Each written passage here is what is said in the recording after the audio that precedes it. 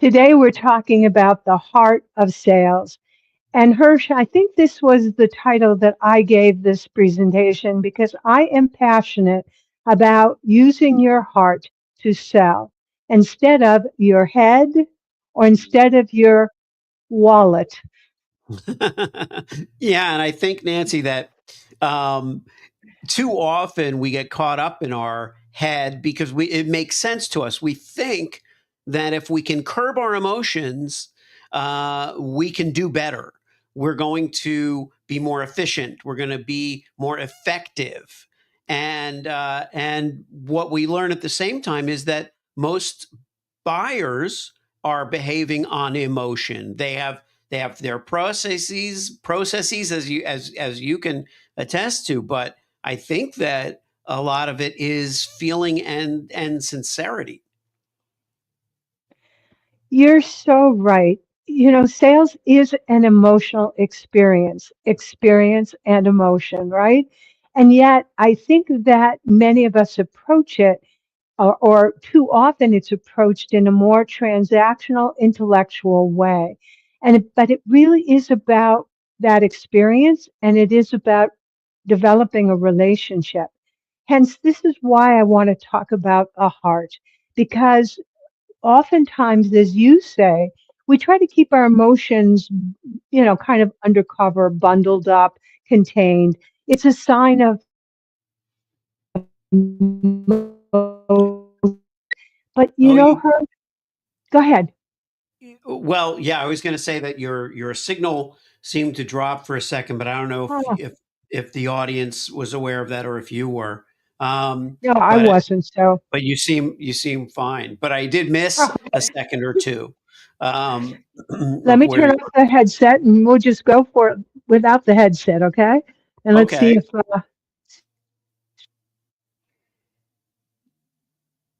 Okay, well now I'm not hearing. This is live television, folks. In the 1950s, we had the golden age of television, and this could have been just as easily Milton Berle and Sid Caesar that were caught unawares with technical difficulties. But you are muted though, Nancy. You can unmute, um, and and then this is a good opportunity to just kind of pick up the notion of here she is, the notion of these emotions that kind of run through us as we're trying to accomplish something. But I did miss that last bit of what you said, and I would love for you to repeat in case anyone else did. Lord knows I don't even listen to myself. So why are you guys listening to me? I mean, you asked me to repeat, and I'm like thinking, what the heck did I say? But I think I was saying something around, again, the heart of it and about the emotions, because as you indicated, selling is an emotional experience. It's a sign of intelligence when we're able to manage our emotions, when we've processed an event in our past well enough so that the current emotion doesn't bubble up and we don't blabber all over the place. However, people buy energy, and hence your emotions have energy. I mean, word emotion, motion is the energy, right? And energy, right? So there is energy to one's emotions, and there's a transfer when we make a buying decision. Hirsch, I am buying your energy. Now, your energy, I hope, will translate into something of value to me. Hence, my personal brand, my messaging, my ability to express myself and attract more clients. But I am buying the energy that you're putting out. This leads to a really good point, Nancy, which is that if if the energy in the moment is so critical and so effective, what happens when we have to follow up in another mode? Now we've had a call, we've had a meeting, a Zoom, and the energy is there. And of course, sometimes the prospect will enroll on the spot and just be ready, whether it's the second, third call already. But what happens if the conversation must continue in some other form where it can't possibly be the same energy? What a great question, because this happens to many of us when the prospect indicates, I need to confer with a partner, whether that's a marital partner or a business partner, or maybe it's just the family dog, right? Who am I going to confer with? Yeah. But the energy, of course, that has taken place between you and the prospect, that energy cannot be accurately conveyed to the third party who was not present. And hence, this is a real challenge, an obstacle that many of us face when we're in a sales situation. The person may indeed, especially if you're making high ticket offers, they may indeed need a time to look at the finances for the family or the business before they can make a definitive decision.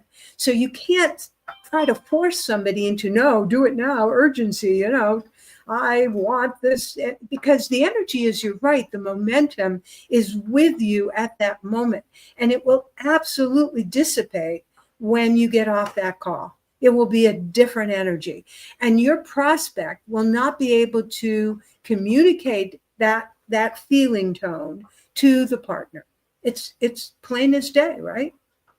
Yeah, that's for sure. The ability to reinterpret what transpired in the room, let's say, is just is too much pressure. And I think that's a good segue to the idea that, let's not put so much pressure on ourselves. The more relaxed we are on a call, the better off we're going to be. You know, I think that you really hit on something with the energy, because if we do well enough in the moment with our energy, it quite likely will reverberate.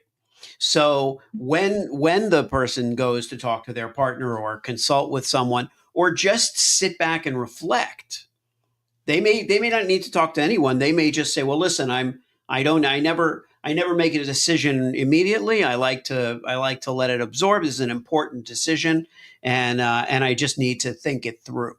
And of course, you want them to feel good about the decision. But if the energy is really A level, then it's quite possible that when they go back to their office or their home, they will feel that energy reverberating and be like, yeah, you know what? I do feel good about this. I do believe in this, and I do want this energy to continue.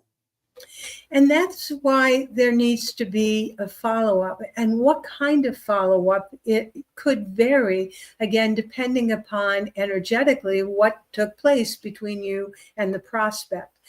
I've indicated before, and I want to reiterate, that there are 4 different buying styles. And one of the styles is the one that goes back and reflects, gets cold feet, needs an extra touch point after they've even said yes, because they often have self-doubts. And hence, the energy becomes really important. And this is the same style that wants to form a bond with you, wants to have a friendship with the seller, so that the seller's energy and their follow-up needs to be in alignment with that initial conversation. There needs to be the caring, because that is what that buyer is basing their decision on. Do you care about me? I'll share with you very briefly that I recently, this week, chose to work with another coach. I don't mind saying who it is, because I am very much, I have a big mouth. I told him I have a big mouth. Yeah. Chris Colt is the fellow that I've engaged as my latest coach, and I don't know how many I've had. I'm sure I've had at this point maybe a dozen different Wow. coaches. And right. I mean, I've had coaches for email, and I've had coaches for, various business and so forth, LinkedIn, on and on and on. But why did I go with Chris? Because he communicated to me, and by the way, I've known him now perhaps for 6 to 8 months. So it wasn't a fast decision, although as a business owner, I do tend to be a fast decision maker. But my basic style is that style who's what's called the number 4 style, the one that's all about connection and heart. And I went with him, Hirsch, because he communicated constantly. Everything he did was about how he cared about people. First and foremost, I know that I want a coach who cares about me and does everything possible to make it so that I will succeed. And that's why I decided to go with him. Yeah. It's that important. It makes perfect sense.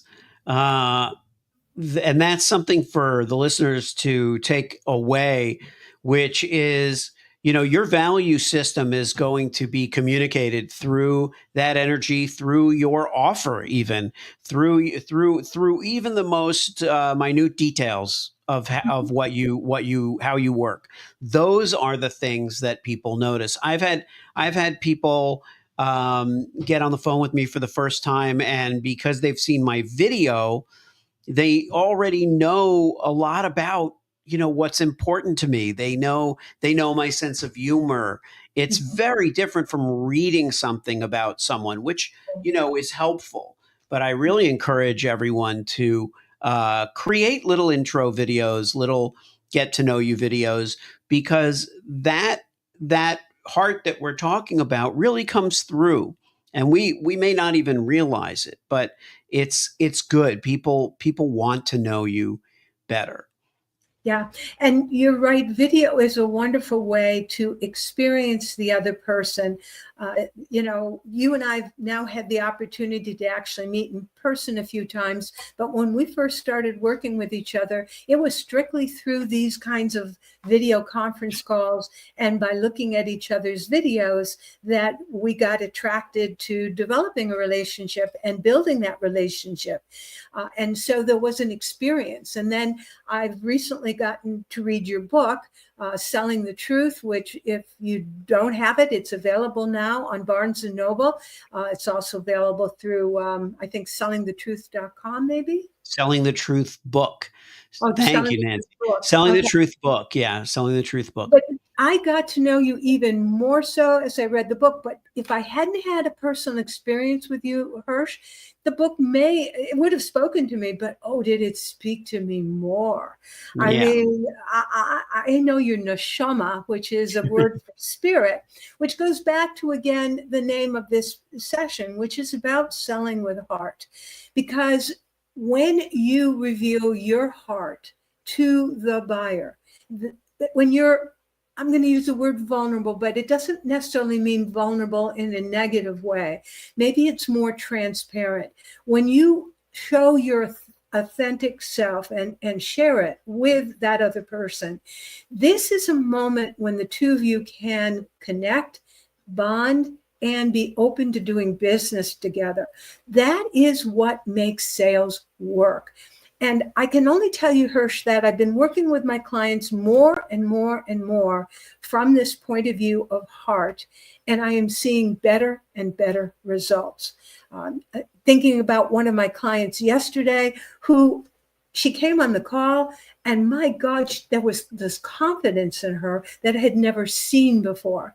And it's because she opened herself up and is now being authentic about the true wonderful gifts that she has to offer. Yeah, it's really, really moving to hear a lot of this stuff. I would direct people also to this week's episode of Truth Tastes Funny, which is one of my podcasts. Jen Takagi, my guest, who's an energy healer, she talks about the heart walls that we put up based on trauma, based on things we've been through, and now we're going through life and we're not allowing ourselves to feel certain things or be the best that we can be in life and business, and that we have to sometimes bring those down. And how do you do that? We talk about know, like, trust, but what about feel, and what about opening that up so that we can actually build those relationships that we want to build anyway. And so for those of you who are thinking, I don't know whether I can be that transparent, it is a process. It isn't something that happens overnight. You have it within you. And if the emotions are still raw and unprocessed, well, obviously you need to get with someone professional that can help you work through that so that you're no longer disturbed by those. And yet the very thing that you right now you think you cannot share is exactly what will connect you to your next prospect in such a meaningful way that the two of you will, do business together forever. So this is something you're worth the investment. See the brand therapist, or, work with, again, someone qualified if it's a very significant event in your life. If it's simply helping you with mindset, both Hirsch and I can work with that as well. Well, I see that we're probably at time, so we're going to wrap up this session of Selling with Heart. I feel like it's only a beginning to try to encourage you, the listener, the viewer, to open your heart and to make more sales. And so as we close, to your sales success, Dr. Nancy Zare, Sales Whisperer. And Hirsch Rephun, author of Selling the Truth and holistic brand therapist, wishing you a wonderful